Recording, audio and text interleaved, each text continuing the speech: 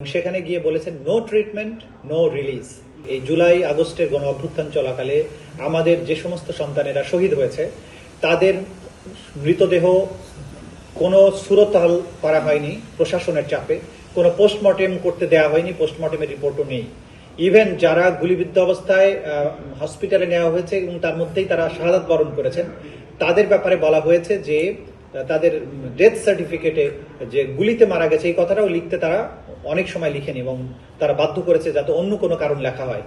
এই বিষয়টা আমরা আদালতে মেনশন করেছি এবং আদালত জানতে চেয়েছেন পোস্টমর্টেম রিপোর্ট তো ইম্পর্টেন্ট ডকুমেন্ট, কিন্তু আমরা বলেছি যে এখানে সার্কামস্ট্যান্স হচ্ছে মানবতা বিরোধী অপরাধ এই পর্যায়ে হয়েছে যে দ্রুত তাদেরকে লাশ দাফন করতে বাধ্য করা হয়েছে, চিকিৎসা নিতে বাধা দেওয়া হয়েছে। সেই জায়গায় পোস্টমর্টেম রিপোর্ট পাওয়াটা স্বাভাবিক বিষয় নয় এবং পোস্টমর্টেম রিপোর্ট যে নাই এটাও মানবতা বিরোধী অপরাধের একটা অন্যতম জাজল্যমান প্রমাণ, যেটা মানবতা বিরোধী অপরাধ হিসাবে এই বাংলাদেশে সংগঠিত হয়েছে। গুলিতে মারা গেছে তাকে লিখতে বাধ্য করা হয়েছে যে শ্বাসকষ্টে মারা গেছে, জ্বরে মারা গেছে এবং অনেক জায়গায় বলা হয়েছে রাস্তার মধ্যেও যে জিজ্ঞাসাকে কিভাবে মারা গেছে বলা হয়েছে যে আমরা জ্বরে মারা গেছি।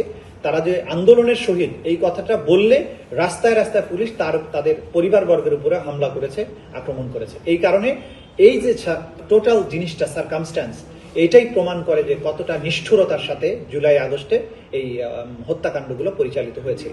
পঙ্গু হসপিটাল অর্থাৎ নিটোর বলে সেই জায়গায় আমরা যখন পরিদর্শনে গিয়েছিলাম তখন সেখানে ভর্তি যে সমস্ত রোগীরা আহতরা ছিলেন তারা আমাদেরকে জানিয়েছেন শেখ হাসিনা প্রথম দিকেই পালিয়ে যাওয়ার আগে একবার হসপিটাল ভিজিটে গিয়েছিলেন এবং সেখানে গিয়ে বলেছেন নো ট্রিটমেন্ট নো রিলিজ, অর্থাৎ কোনো চিকিৎসা দেবেন না এবং কাউকে এখান থেকে রিলিজ করবেন না যাতে বাইরে যেতে না পারে। এই নির্দেশাবলীর কথা সেখানকার রোগীরা জানিয়েছেন, ডাক্তাররাও জানিয়েছেন।